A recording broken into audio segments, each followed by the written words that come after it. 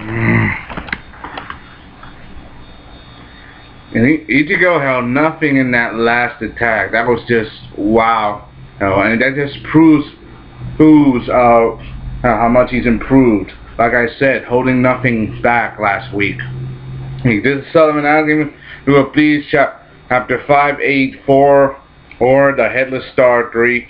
And some people have been saying all week that this new power of his is probably because he had accepted his Quincy side with everything else. That he accepted the other side of his true nature. And he's part Quincy. And all this is just really a part of his new power. Now that his old son Getsu has let go and given in his new power, or in his new form. Especially that new Getsuga. I think that new Getsuga attack where you combine the dual blades. It destroy. In fact, this blade, it's so powerful. It's destroyed Bobby. Sorry about that. Candace's arm literally got blasted off.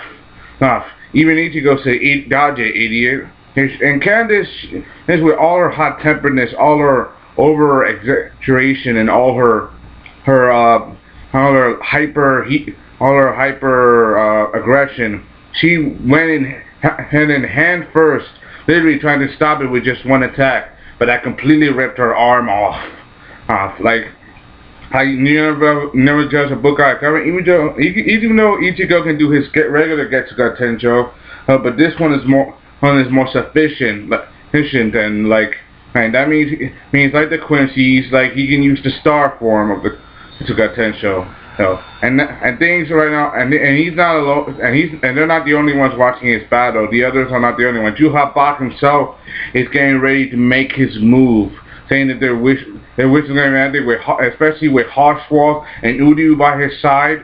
Right, everything right now he thinks is calling in the perfect place.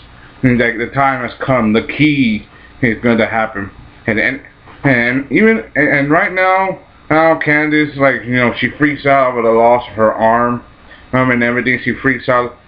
She asked the other girl, the glut, the zombie chick, the one. And she asked if you can. They say, "Oh, really?" And she's excited, but she's sick of. It's just the blood and everything, just making sure you're happy. Just do it. And she apparently takes the reishi from the other dead soul reapers and turns it into Bombi and his arm. Quincy, they have the power to absorb reishi and convert it into power, matter, and energy. So that's one of their abilities. And it works. She only gets a new arm, and just as when she was about to make her move, she got interrupted. And her and her crew all got shot at by someone with a fiery touch and one of their own. But we haven't seen him in a couple of chapters.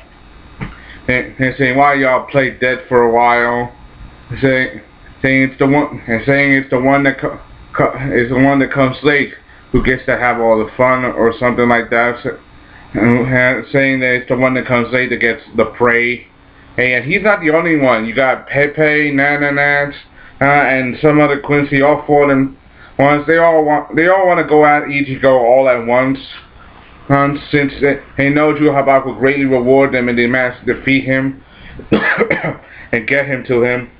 But they all start to argue a little bit because Candace saying one burning finger each won't destroy us, and Loretto saying why should we all scramble? There's only one play, but the one who kills him gets all the glory. You gotta, man. And at first I thought Ichigo was gonna have to fight all 8 of them, but just as he was about to make their moves, a light shines from the sky. That's the signal from Bak and Hoshwald saying the time has come. Let's go, my sons. What's gonna happen next? Will Ichigo meet Uryu at finding out what the hell Uryu did? I mean, think about it. Uryu joined Bak without hesitation, and he didn't even bother to leave after finding out that all Quincy's souls after they die go to him and they feed him and give him more power. Especially Ichigo. If his soul dies, he'll probably go to Bak too, since he's half Quincy. But with all that power in his hands, he'll get Soul Reaper powers, and it will probably make him unstoppable and everything. And with Bak, give me your honest opinion on And even though this chapter was mainly mostly talk and fast paced, and we have all these elements for a big ass showdown fight, but then we got interrupted, and and even last week chapter was kind of fast paced a little. Even though I talked for a long period, it was what you call fast paced. Right, so in a way, hey, right now things may not be so easy. Okay, so give me your honest opinion on what you might think. And even though things right now are on the edge for them, Ichigo has not given up. Remember, he's just flexing his muscles. And he hasn't even gone Bankai yet. And the same goes for him. None of them has even gone full standing mode. Oh, and Juhabak, right now he's holding Hashwa and Uryu by his side. And since Uryu is supposed to be his successor, and Hashwa is like his second in command, and then everything else. What is your best decision? What would Juhabak's next move be make?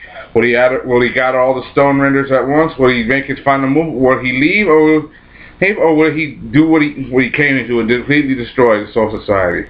Give me your opinion. Hope you enjoyed that watching this Sellavin analysis review of Bleach, chapter 584.